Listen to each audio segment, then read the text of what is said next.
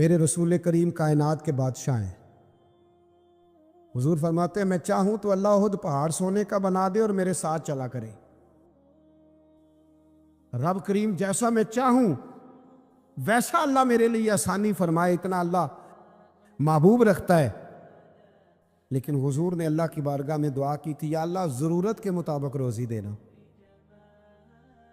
اے اللہ میرے اہل بیت کو ایک وقت روٹی دینا، ایک وقت کا فاقہ دینا۔ یہ دعا مانگی تھی، مانگے ہاں آج ہم بھی اپنی اولاد کے لیے یہ دعا، یہ بھی سنت ہے، اس کو بھی ادا کرو۔ اللہ بقدر ضرورت روزی، بقدر ضرورت۔ اور ایک تو وقت ہے نا آ نہیں رہا، کروڑوں مال آیا اور میرے رسول کریم نے دنیا کی دولت کو گھر میں داخل ہے، حضور نے داخل ہے۔ ادھر دیکھو میری طرف، حضرت عمر فاروق جیسا دلیر آدمی، جناب عمر کہتے ہیں صحیح بخاری میں صحیح مسلم میں حدیث ہے، فرماتے ہیں میں حضور کے کمرے میں داخل ہوا، حضور آرام فرما تھے۔ اللہ کے رسول جب اٹھے نا میرے لیے کہ عمر آیا ہے، محبوب عزت دیا کرتے تھے نا، کہتے ہیں حضور جب اٹھے تو موٹے بان کی چارپائی تھی نبی پاک کی، موٹے بان کی، اور فرماتے حضور کی کمر پر موٹے موٹے نشان بنے ہوئے تھے۔ حضرت عمر فرماتے حضور کی کمر مبارک پر موٹے موٹے بان کے نشان میں نے دیکھے تو میں رو پڑا، دلیر آدمی تھے پر رو پڑا۔ عرض کی یا رسول اللہ صلی اللہ علیہ وسلم کیسر و کسرا کے بادشاہ موجیں کر رہے اور آپ اللہ کے نبی ہو کے اس تکلیف میں۔ رسول کریم حضرت عمر کے آنسو دیکھ کے فرمانے لگے عمر کیا تو یہ پسند نہیں کرتا کہ وہ دنیا کی عارضی زندگی میں تھوڑے وقت میں موج کر جائیں اور آخرت میں رسوا ہو جائیں، اور ہم یہاں تھوڑی سی تکلیف برداشت کریں اور اللہ قیامت کی ساری عزتیں ہمیں ہی عطا فرما دے۔ عیسیٰ علیہ السلام نے ایک دن دیکھا کہ ایک بندہ نا انگلیوں کے ساتھ اپنے بال سیدھے کر رہا ہے، تو آپ نے فرمایا یار کنگھی کے بغیر بھی کام چل سکتا ہے، کنگھی بھی خیرات کر دی۔ دیکھا ایک بندہ ہاتھ کا تکیہ بنا کے لیٹا ہے، تو فرمایا اینٹ بھی دے دو کسی کے کام آ جائے۔ ایک دن دیکھا کہ ایک بندہ نا یوں چلو میں پانی پی رہا ہے، فرمایا پیالہ بھی رہنے دو، اس کے بغیر بھی کام چل ہی جاتا ہے۔ جناب عیسیٰ کا یہ زہد تھا۔ میرے نبی پاک علیہ السلام نے فرمایا جس نے جناب عیسیٰ کا زہد دیکھنا ہو وہ میرے ابو ذر غفاری کو دیکھے، ان کو دیکھے، یہ دنیا میں جناب عیسیٰ کے زہد کے مطابق چلتے پھرتے، ساری زندگی دولت کو مال کو پسند نہیں کیا۔ جہاں رہتے تھے ایک گورنر صاحب نے 300 دینار تحفے میں بھیجے، تو ایک ہوتا ہے نا بندہ کہتا نہیں نہیں ضرورت نہیں، اور حضور سید عالم صلی اللہ علیہ وسلم نے حضرت عمر سے فرمایا تھا جو خود بخود آ جائے وہ قبول کر لو اللہ کی طرف سے، لیکن ان کا رنگ فقیری والا تھا اور تھوڑا انوکھا تھا۔ 300 دینار آئے تو فرمانے لگے اسے جا کے کہو تمہیں کوئی اور بندہ نہیں ملا دھوکہ دینے کے لیے، میرے گھر ہی مال بھیج دیا ہے۔ فرمانے لگے میرے پاس گدھا ہے سواری کرنے کے لیے، میرے پاس بکریاں ہیں دودھ پینے کے لیے، میرے پاس ایک چادر اضافی ہے سامان میں سے، میں تو ڈرتا ہوں کہ رب کہیں اس چادر کے بارے میں سوال نہ پوچھ لے، اور تم ہو کہ میرے پاس یہ لے کے آئے ہو۔ حضرت عثمان غنی کے پاس جا کے کہا کرتے کتنا لوگوں کے پاس پیسہ آ گیا ہے، ہر بندے کے گھر میں مال ہے، یہ کیا ہو رہا ہے، لوگوں سے کہیں خرچ کرے غریبوں پہ۔ عثمان غنی فرمانے لگے تمہیں تو خوش ہونا چاہیے کہ میرے دور میں لوگ خوشحال ہو گئے۔ آپ فرمانے لگے نہیں، وہ والا رنگ زیادہ بہتر ہے جو مدینے والے نے اختیار فرمایا ہے، کیونکہ کچا رنگ للاری والا چڑھدا تے لیندا رہندا عشق تیرے دا رنگ محمد، جدوں چڑھ جائے پھر نہیں لیندا۔ آپ کی طبیعت کے اندر دولت سے بیزاری۔ حضرت ابو درداء، حضرت ابو موسیٰ اشعری، حضرت ابو ہریرہ رضی اللہ تعالیٰ عنہ، یہ سمجھ لیں ان کے کلاس فیلو تھے، ان کے ساتھ پڑھا تھا انہوں نے۔ حضرت ابو ذر غفاری ان پر بھی جلال کرتے۔ آپ یقین کریں کہ طبیعت نا ایسے کیف میں آ گئی ان کو پڑھ کے، ان کو پڑھا جب کچھ دنوں سے تو کچھ انوکھا، یہ انوکھی وضع ہے، سارے زمانے سے نرالے ہیں، یہ بندے کون سی بستی کے یار اب رہنے والے، یہ کس طرح کے لوگ ہیں، کیا سوچ ہے۔ حضرت ابو درداء رضی اللہ تعالیٰ عنہ کے گھر کے قریب سے گزرے تو حضرت ابو درداء مکان بنا رہے تھے، کیا جملہ کہا، تڑپ گئی روح. فرمانے لگے ابو دردا تجھ سے مجھے یہ امید نہیں تھی یار. فرمایا کیا ہوا؟ فرمانے لگے اب تیرا مکان بنانے کے لیے بھی اللہ کے بندوں کی پشتوں پر اینٹیں رکھی جائیں گی. تیرا مکان بنانے کے لیے رب کے بندوں کی پشتوں پر اینٹیں تیرے لیے. حضرت ابو دردہ نے گردن جھکا لی. فرمایا یار جہاں تو ہے نا تو بالکل ہی ٹھیک کہتا ہے. کیوں؟ میرے نبی پاک صلی اللہ علیہ وسلم نے فرمایا اس زمین کے اوپر اور آسمان کے نیچے ابو ذر غفاری سے سچا بندہ کوئی نہیں، ان سے زیادہ سچا کوئی نہیں. فرمایا تو ٹھیک کہتا ہے یار، صحیح کہتا. حضرت ابو موسیٰ اشعری رضی اللہ تعالیٰ عنہ کو گورنر بنا دیا گیا عراق کا. اب حضرت ابو موسیٰ اشعری صحابہ میں ایک بڑے جلیل القدر صحابی ہیں، اور ان کی عظمتیں، رفعتیں، بلندیاں کیا کہنا، بڑی گہری دوستی تھی. لیکن جب وہ گورنر بن گئے نا تو آپ نے فرمایا بس بھئی اب تو نے عہدہ لے لیا ہے، یہ بندے کو ٹھیک نہیں رہنے دیتی چیزیں، اب تو عہدے میں چلا گیا. بڑی مدت کے بعد ملاقات ہوئی حضرت ابو موسیٰ اشعری کے ساتھ. وہ دوڑ کے آئے حضرت ابو ذر غفاری کے گلے ملنے، میرا بھائی میرا بھائی. فرمایا پیچھے ہٹ جا، میں نہیں تیرا بھائی، تو گورنر ہے، میں غریب آدمی ہوں، اپنا کام کر. پھر دوڑ کے آئے. فرمایا ابو ذر تو میرا بھائی ہے یار، اکٹھے پڑھتے تھے حضور. فرمایا نہیں جا تو نہیں میرا بھائی. پھر آئے. جانتے تھے نا یہ سچا بندہ ہے، یہ سچا بندہ ہے، یہ تقریروں والا نہیں، صرف وعظوں والا نہیں، اس کے اندر بھی بڑی سچائیاں ہیں. قریب آئے، آ کے کہا یار تو میرا بھائی ہے، میرے سینے لاگ. فرمانے لگے تو تیسری بار آیا ہے، مومن ہے، میں منہ نہیں موڑ سکتا، پر پہلے مجھے بتا گورنر بننے کے بعد تو نے مکان کتنے بنائے، باغ کتنے لگائے، چکیاں کتنی لگائی، کتنے تو نے چیزیں بنائی ہیں، پہلے بتا. تو ابو موسیٰ اشعری نے ان کا ہاتھ پکڑا، رونے لگے. کہنے لگے جس محبوب سے تو نے تربیت لی ہے میں بھی انہی کا نوکر ہوں، جن کپڑوں میں میں عراق گیا تھا میرے آج بھی وہی ہیں یار. کیا بات کرتا ہے تو، میرے وہی ہیں. مجھے بتا اگر یہ عہدے خدمت کے ہم نہیں لیں گے تو پھر کیا ظالموں کو دیں گے، غیروں کو دیں گے؟ نہ کر، کچھ نہیں بنایا. حضرت سیدنا ابو موسیٰ اشعری رضی اللہ تعالیٰ عنہ روئے، اور جب کہا نا کوئی شے نہیں میرے پاس، تو فرمایا اچھا چل آ جا، پھر سینے لگ جا، تو واقعی میرا بھائی ہے. پھر حضرت ابو ذر غفاری نے محبت فرمائی. وہ درویشی، وہ فقیری، وہ سادگی، وہ نورانیت، وہ دل کے ساتھ اندر. ہمارے تو بہت سارے لوگ ہیں جو کہتے ہو کہاں لے جانا ہے مال، کیا ضرورت ہے مال کی، ہر وقت مال کی مخالفت کرتے، لیکن دل ان کا کہتا ہے کہ آئے صحیح، کسی طریقے سے پہنچے صحیح. حضور نے فرمایا بعض لوگوں کی زبانیں شہد سے زیادہ میٹھی، دل بھیڑیے سے زیادہ خطرناک. اوپر سے کہہ کچھ رہے ہیں، اندر حالات کچھ اور ہیں. لیکن حضرت ابو ذر غفاری رضی اللہ تعالیٰ عنہ دوری دولت سے، آپ فرماتے کیوں ہیں لوگوں کے پاس مال، کس لیے اتنا مال جمع کیا ہے؟ کیا ساری غریبی ختم ہو گئی ہے، غربت مٹ گئی ہے ساری؟ کیوں لوگ مال بناتے ہیں؟ ایک اور آپ کی کلاس فیلو تھے جو بصرے کے گورنر بنے، عبداللہ بن عامر رضی اللہ تعالیٰ. ایک صاحب سے ملاقات ہوئی، جناب نافع تائی ان کا نام تھا. تو ابو ذر غفاری سے وہ بڑے شوق سے ملنے آئے، حضور کے صحابی سمجھ کر کے. فرمایا کہاں کے رہنے والے ہو؟ کہا میں تو بصرے کا رہنے والا ہوں. فرمایا وہاں میرے ایک کلاس فیلو ہیں عبداللہ بن عامر. کہا وہ تو آج کل گورنر ہیں. فرمایا میرا ایک پیغام دے دو گے اس کو جا کے؟ کہا حضور دے دوں گا. فرمایا اس سے جا کے کہنا تو گورنر بن کے بھی زندہ ہی ہے، اور میں پانی کا پیالہ پیتا ہوں، کھجور کھاتا ہوں اور رب کی عبادت کرتا ہوں، میں بھی تو زندہ ہی ہوں نا، تو بھی زندہ ہی ہے، اس سے آگے کچھ نہیں ہے. اور میں کھجور کھاتا ہوں، پانی کا پیالہ پیتا ہوں، میں بھی تو زندہ ہوں نا. اللہ اکبر. نافع تائی کہتے ہیں اس پیغام کی سمجھ نہیں آئی، لیکن میں لے کے گیا.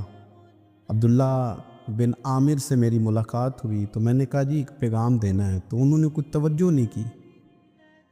جب میں نے بتایا نا کہ حضرت ابو ذر غفاری کا پیغام ہے تو ان دونوں آنکھیں کھول دی. کہنے لگے جلدی بتاؤ انہوں نے کیا کہا ہے. فقر اور درویشی کے رستے پہ چلنے والوں کے امام سیدنا ابو ذر غفاری نے کیا کہا ہے؟ تو کہتے ہیں مجھے پاس بٹھا لیا، شفقت فرمائی، کہنے لگے اب بتاؤ انہوں نے کیا کہا ہے. تو عرض کرنے لگے انہوں نے کہا ہے کہ تو گورنر ہے، تو بھی زندہ ہے، اور میں کھجور کھاتا ہوں، پانی پیتا ہوں، رب کو یاد کرتا ہوں، میں بھی تو زندہ ہی ہوں نا. کہنے لگے ایک دفعہ پھر کہا انہوں نے کہا تھا کہ میں کھجور کھاتا ہوں، پانی پیتا ہوں، عبادت کرتا ہوں، میں بھی تو زندہ. کہا ایک دفعہ پھر کہتے ہیں ہم تیسری دفعہ کہا تو وہ اتنا روئے کہ انہوں نے چادر میں منہ چھپا لیا. کہنے لگے یار وہ ٹھیک ہی کہتا ہے، صحیح کہتا ہے، اتنا مال، اتنے عہدے، اتنی چیزیں، اتنا کچھ جمع کر کے رکھا ہے، ان کا حساب دینا، ان چیزوں کی اللہ کے حضور کیا عذر پیش کریں گے، کس طرح رب کی بارگاہ میں بتائیں گے کیا وجہ تھی، کن چکروں میں ہم نے زندگی گزار دی. سیدنا ابو ذر غفاری رضی اللہ تعالیٰ عنہ نے اپنی حیات مبارکہ ساری کی ساری فرماتے تھے کہ ہم نہیں عمل کریں گے تو کون کرے گا. وہ خاص سادگی، وہ خاص. اور پتہ میرے نبی پاک نے کیا فرمایا؟ فرمایا مجھے میرے رب نے حکم دیا ہے کہ میں 4 لوگوں سے پیار کروں. اللہ اکبر. کاش کبھی آپ اس حدیث کے جملوں کو سمجھیں.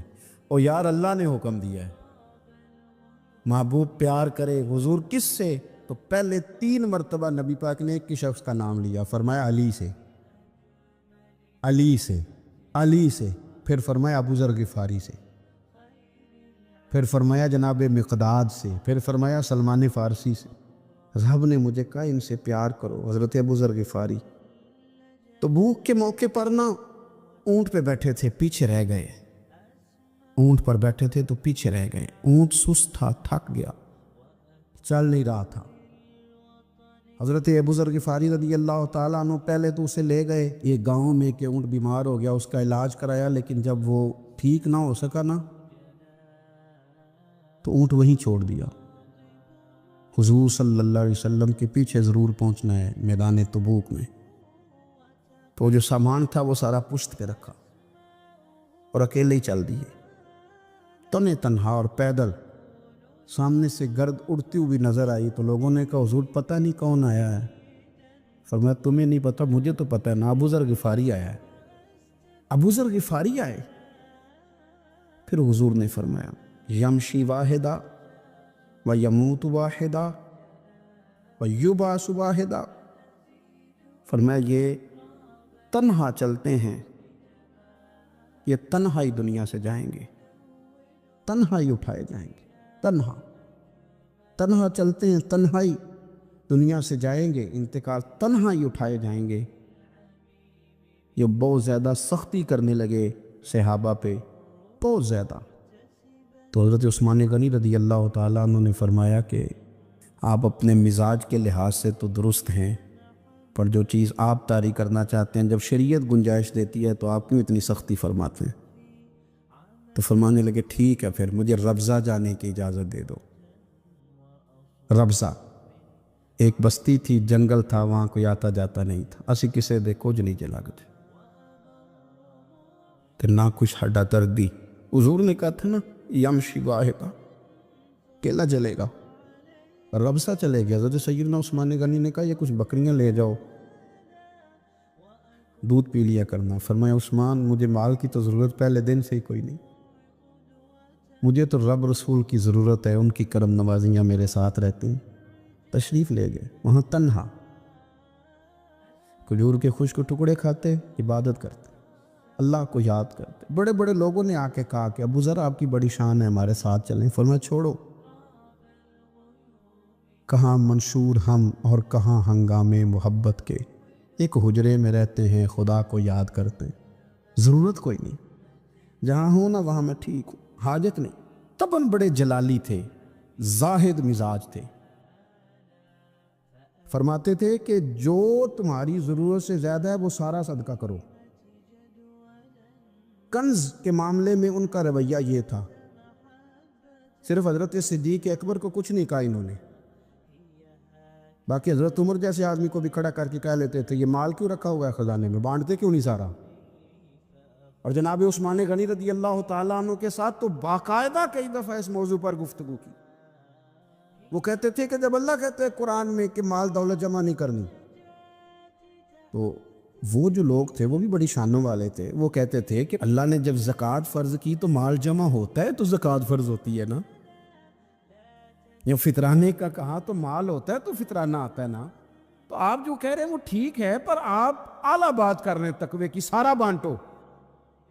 تو حضرت ابو ذر غفاری کہتے تھے چلو ٹھیک ہے تمہاری بھی بات مان لیتا ہوں، پر یہ بتاؤ مدینے والے کا اپنا طریقہ کیا ہے؟ کہ بھئی حضور کا طریقہ تو وہی ہے جو آپ بتا رہے ہیں۔ تو فرمانے لگے پھر اس رستے نہ چلیں جو رستہ مدینے والے رسول کا ہے، اور حضور سے، نبی پاک سے عشق کرتے بڑا کھل کے۔ یہ صحابہ صفہ میں سے تھے۔ کلمے پڑھنے کے بعد چونکہ طبیعت جلالی تھی تو حضور نے بھیج دیا، فرمایا واپس جاؤ اپنے قبیلے میں تبلیغ کرو۔ واپس گئے، بھائی کو مسلمان کیا، والدہ کو مسلمان کیا، قبیلہ سارا مسلمان کیا، وہیں رہے۔ ہجرت مدینہ کے بعد آئے تبوک کے موقع کے قریب، اور حضور نے صحابہ صفہ میں رکھ لیا، نوکری کرتے مدینے والے رسول کی۔ دلیر آدمی تھے، بڑا قبیلہ تھا، پر ڈیوٹی کرتے، ڈیوٹی خدمت کرتے۔ ایک بیٹا تھا زار اس کا نام تھا، اس کی ڈیوٹی لگائی تم نے میرے نبی پاک کے اونٹ چرانے۔ ڈاکو آئے تو صاحبزادہ اونٹوں کی، اونٹنیوں کی حفاظت کرتے شہید ہو گیا۔ اور یہ انوکھا بندہ ہے جس نے شرط لگائی تھی کہ میں نے کالی سیاہ رنگ کی عورت سے شادی کرنی۔ انوکھا بندہ ہے۔ ایک بیٹی تھی، ایک بیٹا، بیٹا شہید ہو گیا۔ بیوی سے کہا تم نے نبی پاک کے گھر میں خدمت کرنی ہے، حضور کے گھر والا، اور میں نبی پاک کی نوکری کروں گا۔ حضور کی خدمت کرتے، ہر وقت خدمت میں رہتے۔ اور حضور جب آتے نا، صحابہ صفہ میں یہ شامل تھے جو لوگ دین سیکھتے، حضور جب آتے تو سب سے پہلے آ کے حضرت ابو ذر غفاری کا پوچھتے، بلائیں، اور جب بات کرتے حضور تو بار بار ان کو مخاطب کر کے بات کرتے۔ حضرت ابو ذر غفاری رضی اللہ تعالیٰ عنہ کا نبی پاک سے اتنا پیار کہ ہماری بھی مشکل حل کر دی۔ ابو داؤد شریف میں موجود ہے، ایک دن کہنے لگے یا رسول اللہ صلی اللہ علیہ وسلم، اگر کوئی بندہ کسی سے پیار بڑا ہی کرے پر اس جیسے عمل نہ کر سکے، کوشش کرے کرنا، لوگ ہمیں کہتے ہیں نا جی پیار بڑا، عمل بھی تو کرو، نہ بھی کرنا چاہیے، پر انسان ہے نا، غلطی بھی تو ہو ہی جاتی ہے۔ اب ہم عمل نہیں کر سکتے تو تم ہمیں پیار بھی نہیں کرنے دو گے؟ مہربانی کرو، پیار تو کرنے دو نا۔ حضرت ابو ذر غفاری نے کہا، ابو داؤد شریف میں موجود ہے، یا رسول اللہ صلی اللہ تعالیٰ علیہ وآلہ وسلم، حضور پیار بڑا کرے پر ان جیسے عمل نہ کرے تو حکم کیا ہے؟ تو حضور نے فرمایا پیار سچا کرے، اللہ قیامت کے دن جس سے محبت کرے گا نا اس کے ساتھ ہی دونوں کو اکٹھا فرما دے گا۔ تو حضرت ابو ذر نے فوراً کہا حضور پھر مجھے آپ سے بھی بڑا پیار ہے، رب سے بھی بڑا پیار ہے۔ فرمایا فکر نہ کرنا، جنت میں اکٹھے ہی جائیں گے۔ اتنی محبت رسول پاک کی ذات کے ساتھ حضور کی نوکری کرنے، ایک دن خدمت کرتے کرتے سو گئے۔ حضور مسجد میں آئے پتہ کرنے کہ ابو ذر آرام کر رہا ہے، یہ بھی مزہ ہوتا ہے۔ خیال رکھنا اپنے درویشوں کا، کیا کھایا، کیا پیا، کہاں سوئے۔ حضور رات کو آئے، یہ سوئے ہوئے، فرماتے ہیں حضور نے میرا انگوٹھا ہلایا، میں اٹھ کے بیٹھ گیا، حضور بھی میرے پاس بیٹھ گئے، اور میں ابو ذر بڑا پیار کرتے ہو، سنیں آپ کو پتہ ہی ہے، کہا یار تو بڑی نوکری کرتا ہے، ایک دن وہ بھی آئے گا جس دن تجھے میری مسجد اور میرے شہر سے جانا پڑے گا، پھر کیا کرو گے؟ پر اس کی حضور کسی کی طاقت ہے مجھے آپ کے شہر سے نکالے؟ میں تلوار نکال لوں گا۔ نبی پاک نے فرمایا تلوار نہ نکالنا، جہاں تمہیں بھیجا جائے چپ کر کے چلے جانا۔ حضور کب تک؟ فرمایا جب تک اللہ تیری اور میری ملاقات نہیں کرا دیتا، یعنی وصال تک۔ یہ واحد شخص ہے کہ حضور کے وصال ظاہری کا وقت آ گیا تو فرمایا کوئی میرے ابو ذر کو بلاؤ۔ جب یہ آئے تو حضور لیٹے ہوئے تھے، یہ جھکے نبی پاک کی طرف، حضور میں حاضر ہو تو حضور نے پکڑ کے سینے کے ساتھ لگا لیا۔ سخت ہو جاتے ہیں دل جب آپ مشینوں کی زندگی میں زندہ رہتے ہیں، دل نرم کیسے ہوتے ہیں؟ میرے نبی پاک نے فرمایا یتیم کے سر پہ ہاتھ پھیر، رب تیرا دل نرم کرے گا۔ اگر زنگ لگ جائے دل کو تو اللہ کا ذکر کر، قرآن پاک کی تلاوت کر، اللہ تیرے دل کو نرم کر دے گا۔ اور پھر فرمایا کہ اگر دل سخت ہو جائے تو موت کو یاد کر، تیرا دل نرم ہو جائے گا۔ اچھوں کی صحبت اختیار کریں تو دل نرم ہو جاتا ہے۔ قبروں کی زیارت کریں، جائیں کبھی اپنے شہر کے قبرستان میں، غور کریں کہ وہ چودھری صاحب لیٹے ہیں، یہ علامہ صاحب لیٹے ہیں، وہ فلاں بہت بڑے افسر لیٹے ہیں، وہ دیکھو وہ میرا عزیز لیٹا ہے۔ وہ ہارون رشید نے کہا حضرت داؤد تائی سے نصیحت کر دیں، تو فرمانے لگے باپ کدھر ہے تیرا؟ کہا حضور قبرستان میں، اماں قبرستان میں، دادا نانا بڑے بھائی سب قبرستان۔ فرمایا میں کیا نصیحت کروں؟ او پہیاں دس دیاں نی قبران جنہ تے پھول پے، تو ادھروں کوئی بھی نہیں آمدا، تے ادھروں لکھاں گئے، تے سہ جوڑ سنگت دے ڈٹھے، سہ جوڑ 100 سال کی دوستیاں، سہ سال سنگت دے ڈٹھے، او تکو آخر وتھاں پہیاں، اور جنہ بعد جیسی پال نہیں سنجین دے، ایک پال نہیں سنجین دے، پھر وہ شکلہ بھی یاد نہ رہیاں، سہ جوڑ۔ کہا یہ کوئی کم ہے دل کو نرم کرنے کے لیے تیرے پاس موت کا تذکرہ قبروں کی زیارت کو تھوڑی ہے؟ یہ چیزیں دل نرم کرتی ہیں، یاد نرم کرتی ہیں چیزیں دل۔ سختی طبیعتوں کی، مزاجوں کی سختی، دوسروں کے بارے میں ڈاٹے جذبات، ہمارے رویے ڈاٹے، ہماری طبیعتیں سخت۔ حضرت عبداللہ ابن مسعود رضی اللہ تعالیٰ عنہ نے ایک شخص کو جنازے کے موقع پہ ہنستا ہوا دیکھ لیا، فرمایا آج کے بعد تیرے ساتھ کلام نہیں کروں گا۔ جس کا جنازہ دیکھ کے بھی دل نرم نہیں ہوا اور قبرستان دیکھ کے بھی دل نرم نہیں ہوا، وہ تو سخت دل بندہ، سخت دل بندے سے دوستی کبھی نہیں رکھوں گا۔ میں تو درد دل والوں سے پیار کروں گا، تیرے ساتھ میں کلام نہیں کرتا۔ تو کس طرح کا شخص ہے بھائی، جسے یہاں آ کے بھی ہنسی آ رہی ہے، مذاق سوچ رہا؟ تو دل کی نرمی، میرے نبی پاک صلی اللہ علیہ وسلم نے نا دل پر، ہم نے نا کپڑوں پر بڑی محنت کی، ہم نے چہروں پر بڑی محنت کی، ہم نے اپنے ظاہر کو سنوارنے پر ہم نے اپنے آپ میں بڑے بڑے لفظ یاد کیے، بڑی کہانیاں یاد کی، پر دل کے لیے محنت، اس پر محنت ہی نہیں کی۔ اعلیٰ حضرت فاضل بریلوی کتنے بڑے عالم ہیں، 1000 کتاب کے مصنف، اور ان کے فتاوی موجود ہیں کہ جس بندے کا تلفظ ٹھیک نہ ہو، یعنی جو ضروری قواعد ہیں وہ قرآن پاک کے جس کو نہ آتے ہوں، اس کے پیچھے نماز نہیں۔ جو ہا اور ہا میں فرق نہیں کر سکتا، حمزہ اور عین میں فرق نہیں کر سکتا، وہ الفاظ کا معنی بگاڑ دے گا۔ لیکن اعلیٰ حضرت چونکہ صوفی ہیں، درویش ہیں، علم کے ساتھ تو ایک اور رنگ بھی بیان کرتے ہیں۔ وہ کہتے ہیں یہ نہ ہو کہ صرف تو حروف کے ہیر پھیر میں ہی لگا رہے، صغرے کبرے ٹھیک کرتا رہے، داربا یادرب کے چکر میں پڑا رہے، اور دل پر تو توجہ ہی نہ دے۔ فاضل بریلوی رحمۃ اللہ علیہ فرمانے لگے کہ 2 علماء نے قرآن ایک درویش کے پیچھے نماز پڑھی، تو مستحب جو قواعد تھے نا جن کے بغیر نماز، وہ ٹھیک نہیں تھے ذرا ان کے، تو وہ کہنے لگے دیکھا جی اتنے بڑے پیر صاحب ہیں اور ان کی تو قرات ہی ٹھیک نہیں، تلفظ ہی ٹھیک نہیں۔ حالانکہ لفظ تاثیر سے بنتے ہیں، تلفظ سے نہیں، لفظ تاثیر سے بنتے ہیں، تلفظ سے نہیں۔ اہل دل آج بھی ہیں اہل زبان سے آگے۔ انہوں نے کہا جی بابا جی کا تو تلفظ ہی ٹھیک نہیں۔ اعلیٰ حضرت نے لکھا ہے ملفوظات شریف میں، فرماتے ہیں پھر وہ نہ نہانے کے لیے چلے گئے، نماز پڑھ کے فارغ ہو کے، تو وہ پانی میں اتر گئے تو شیر ان کے کپڑے اٹھا کے لے گیا۔ اب کتنی کو دیر پانی میں رہتے، نکلے بھی تو کیسے نکلے، شرم آتی ہے۔ مختصر لباس پہن کے وہ غسل کرنے کے لیے گئے تھے، اب پانی میں سردی، کتنی کو دیر بندہ پانی میں رہے۔ لوگوں نے آ کے کہا حضور وہ آپ کے مہمان تو الجھ گئے، بڑے بری طرح پھنس گئے، مہربانی فرمائے ان کو تو بچائیں، وہ تو سخت الجھن میں۔ کیا ہوا؟ کہنے لگے وہ شیر کپڑے لے گیا اور وہ پانی میں ہے، اب کچھ تو ہونا چاہیے۔ تو وہ بزرگ گئے، جا کے نہ دور کھڑے ہو کے شیر کو آواز دی، شیر کو۔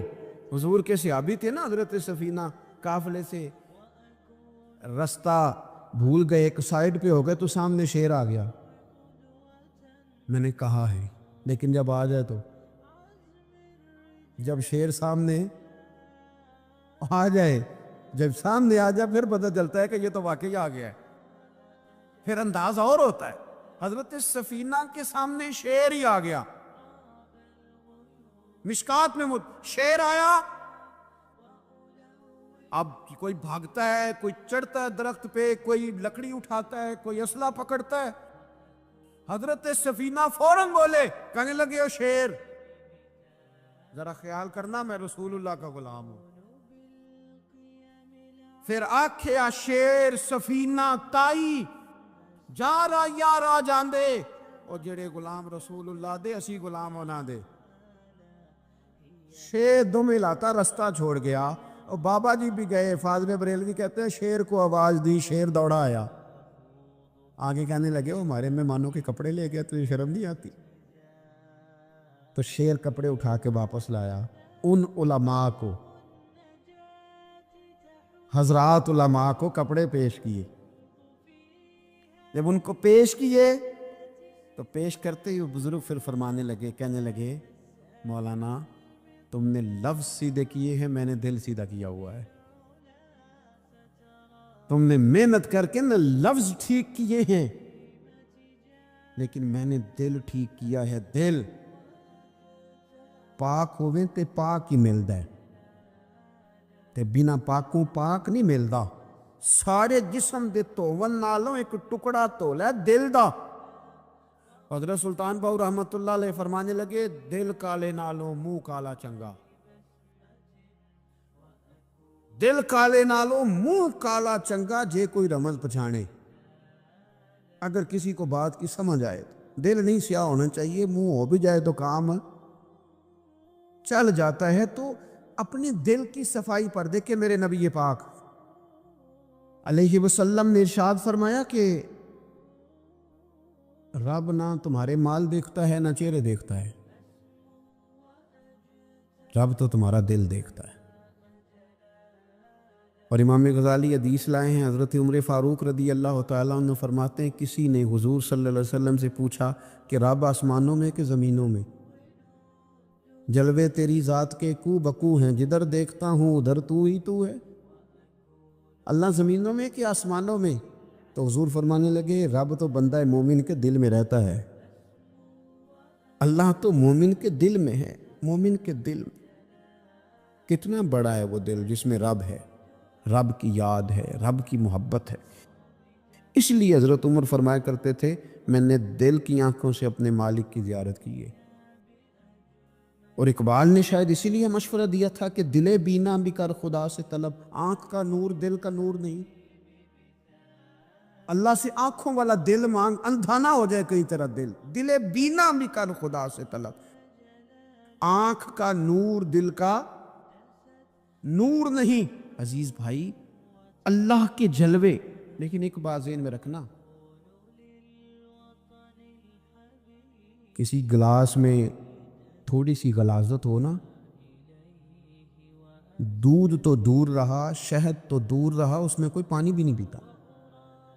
تھوڑی سی غلاظت ہو اور آپ کی آنکھوں کے سامنے وہ غلاظت دھل بھی گئی، صاف بھی ہو گئی، شرعی تقاضے پورے ہو گئے، پھر بھی کچھ لوگ کہتے ہیں میری طبیعت نہیں مانتی،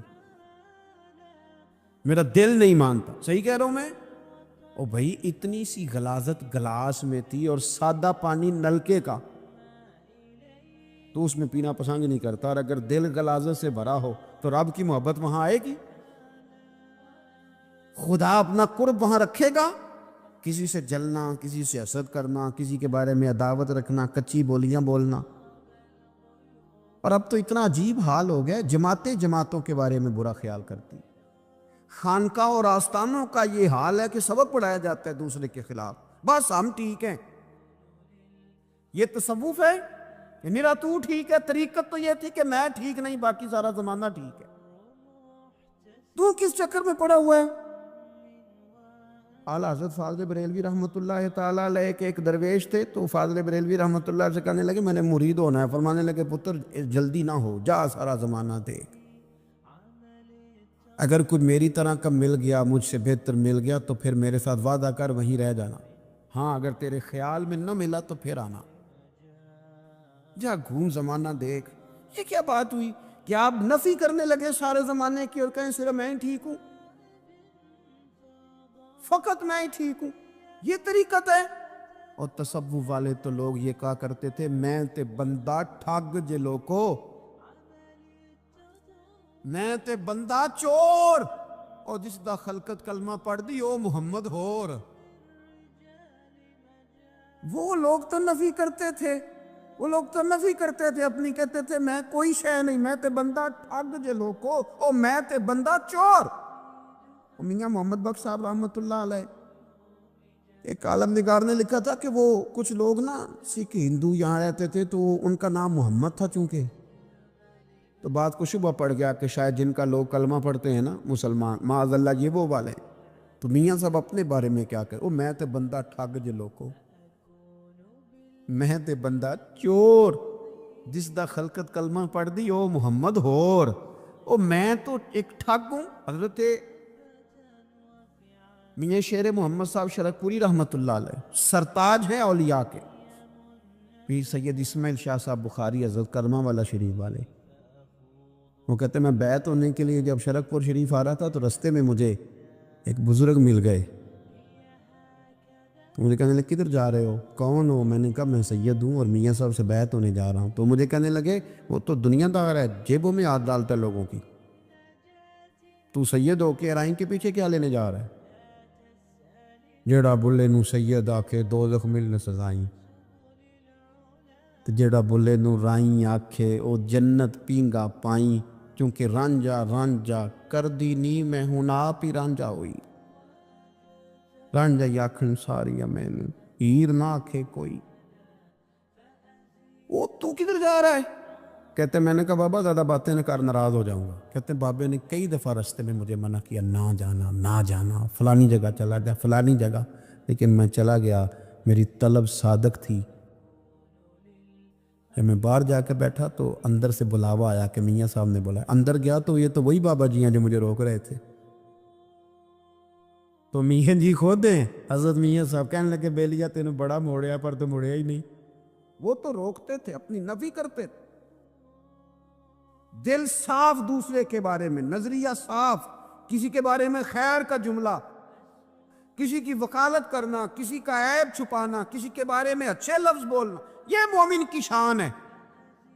مومن کا دل ایسے سونا، میرے نبی پاک صلی اللہ تعالی علیہ وسلم نے فرمایا یہ میرا زید بن حارثہ ہے، اس کا دل اللہ نے نور ایمان سے بھر دیا ہے، ایمان سے دل بھر دیا رب تعالیٰ نے۔ ایک دن صبح صبح حضور نے پوچھا، داتا صاحب نے اس کو لکھا ہے، نبی پاک نے پوچھا آج تم نے صبح کس طرح کی؟ عرض کی یا رسول اللہ اس حال میں کہ میں پکا مومن ہوں۔ حضور نے فرمایا تو پکا مومن ہے کس طرح؟ کہنے لگے یا رسول اللہ میں اس طرح کا مومن ہوں کہ سونا اور مٹی میرے لیے برابر ہے، پیسے آ جائیں تب بھی کوئی ٹینشن نہیں، نہ آئیں۔ حضرت زید بن حارثہ رضی اللہ تعالیٰ عنہ عرض کرنے لگے حضور سونا اور مٹی برابر ہے، کوئی پرواہ نہیں، تو حضور نے فرمایا تیرے ایمان کی دلیل؟ عرض کرنے لگے یا رسول اللہ میرے ایمان کی شان اور دلیل یہ ہے کہ میں یہاں زمین پہ بیٹھ کے نظر اٹھاؤں تو میری نظر اللہ کے عرش تک جاتی ہے، میں بتا سکتا ہوں کہ جنتی جنت میں جا رہے ہیں اور راضی ہیں، جہنمی جہنم میں جا رہے ہیں اور چیخ رہے ہیں، میں بتا سکتا ہوں۔ حضور نے فرمایا پھر اس کی حفاظت کر، پھر اس جذبے کی حفاظت کر۔